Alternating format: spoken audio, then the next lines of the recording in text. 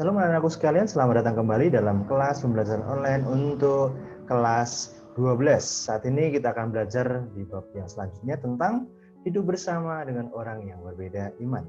Dan pada bab ini kita akan bagi menjadi dua bagian dan saat ini kita akan belajar di part yang pertama. Dan bahan Alkitabnya terdapat dalam Mazmur 133. Pada pembahasan ini kamu akan belajar mengenai hidup bersama dengan orang yang berbeda iman sebagai bagian dari sikap multikulturalisme. Setelah mempelajari topik ini, diharapkan kamu akan bersikap lebih terbuka dalam memahami orang yang berbeda iman. Keterbukaan penting karena di masa kini kamu tidak dapat hidup sendiri. Di sekitar kamu ada teman, sahabat, dan saudara-saudara yang berbeda. Bukan hanya suku dan budaya saja, tetapi juga agama. Perbedaan itu tidak boleh menyebabkan perpecahan ataupun melahirkan prasangka buruk dalam diri kamu. Sebagai remaja Kristen, kamu wajib mengasihi sesama dan menunjukkan solidaritas serta kebaikan kepada semua orang tanpa memandang latar belakang. Potret pertikaian dan konflik yang berlatar belakang agama. Kita mau melihat contoh-contoh apa sih yang kadang-kali melandasi atau menyebabkan antar konflik perbedaan, konflik agama dan lainnya. Membangun hubungan dengan sesama kita yang berbeda keyakinan memang tidak mudah. Kita pahami itu. Sebab setiap agama cenderung mengajarkan bahwa agama itulah yang terbaik dan yang paling benar. Sementara semua agama lainnya adalah salah atau keliru. Akibatnya para pengikut agama yang saya peluk itulah yang akan masuk ke surga. Sementara para pengikut agama yang lain pasti akan ditolak ke surga. Dan akibatnya mereka akan masuk ke neraka. Hampir semua agama mengajarkan dan mengklaim bahwa hanya agamanya yang benar. Dalam agama Kristen terus dalam Injil Yohanes 14:16 Yesus berkata, "Akulah jalan dan kebenaran dan hidup. Tidak ada seorang pun yang datang kepada Bapa kalau tidak melalui aku." Dalam Kisah Rasul 4:12 menyatakan, "Dan keselamatan tidak ada dalam siapapun juga selain di dalam Dia. Sebab di bawah kolongan langit ini tidak ada nama lain yang diberikan kepada manusia yang olehnya kita dapat diselamatkan." Klaim-klaim kebenaran yang mutlak ini telah membuat orang sulit menjalin hubungan yang baik dan akrab dengan sesama yang berbeda keyakinan. Dapat juga kalau orang sahabat yang berbeda keyakinannya. Katakanlah yang seorang beragama Islam dan yang satu beragama Kristen.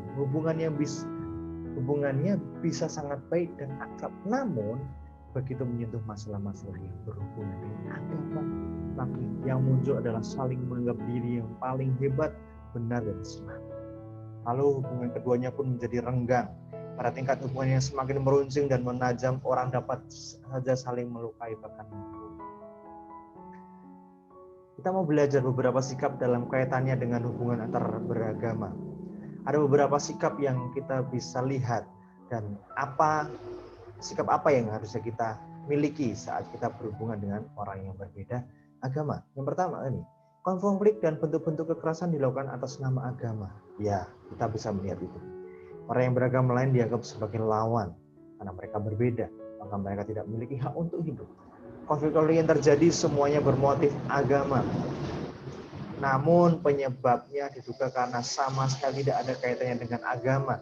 Sebab-sebab yang ada di balik semua itu seringkali bersifat politis karena melibatkan kepentingan elit-elit politik tertentu. Kalau demikian halnya, apakah yang harus kita lakukan sebagai sebuah bangsa dan sebagai orang yang mengaku sebagai murid Yesus Kristus? Ada sejumlah sikap yang umumnya diambil orang ketika berhadapan dengan orang yang berkeyakinan lain. Jadi pesan dari materi ini, mari kita saling menghormati dan menghargai antar perbedaan yang ada. Yang pertama kita mau melihat contoh yang mungkin kurang benar. Semua agama sama saja. Sebab ini melihat semua agama itu relatif. Tak ada satupun agama yang dapat dianggap baik. Semua sama baiknya atau sama jeleknya. Sikap seperti ini tidak menolong kita karena akibatnya kita akan kurang menghargai agama atau keyakinan kita sendiri. Kalau semua agama itu sama, mengapa saya memilih agama yang saya anut? Mengapa saya tetap menjadi agama yang saya anut sekarang? Jangan-jangan menjadi agama yang sekarang, agama Kristen dan sebagainya, itu pun sebenarnya bukan sesuatu yang penting dan berarti. Dan yang kedua, hanya agama saya yang paling baik dan benar. Semua agama lainnya dan ciptaan iblis. Ini adalah contoh pemahaman yang keliru juga.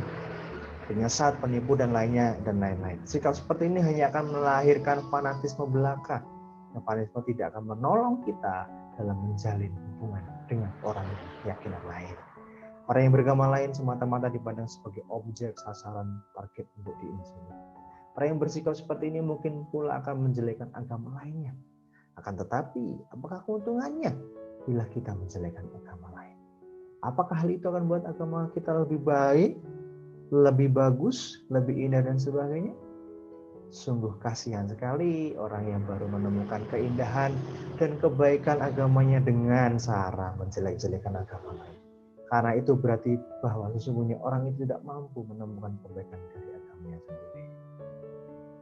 Yang ketiga, toleransi.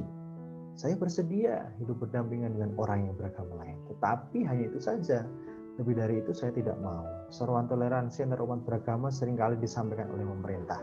Orang-orang yang berbeda agama disuruh bersikap toleran. Namun sikap ini pun tampaknya tidak cukup. Kata toleransi sendiri mengandung arti bertahan. Siap menanggung sesuatu yang dianggap bersifat mengganggu atau menyakiti.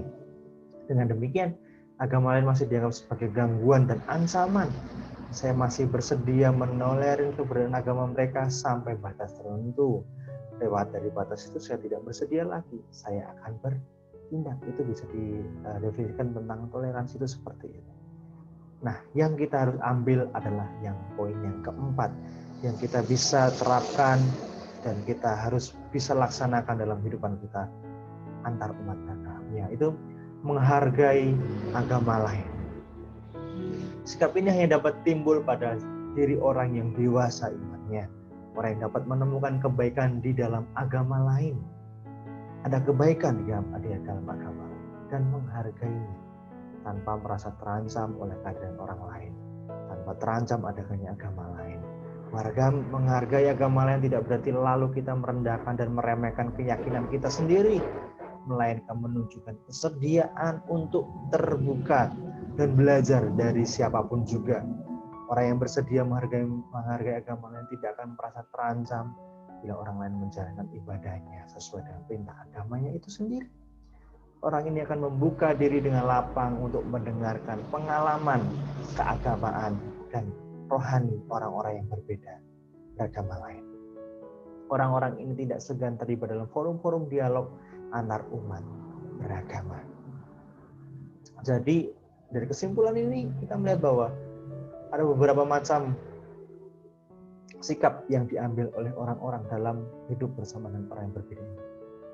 Toleransi. Agama sama saja. Agama saya yang paling benar. Toleransi. Tapi yang kita mau ambil bahwa kita mau menghargai agama lain. Kita saling belajar tentang agama lain juga. Tidak saling merendahkan, tidak saling menjatuhkan. Justru kita harus saling menopang sesama untuk kebersamaan kita bersama. Demikian materi kita pada part yang pertama ini dan kita nanti akan lanjutkan di part yang berikutnya. Dan silakan kalian belajar dan mungkin kalau belum jelas kan bisa membaca dalam buku paket dan bertanya langsung kepada Pak Roni. Demikian dan selamat belajar. Tuhan Yesus memberkati kita semuanya. Shalom.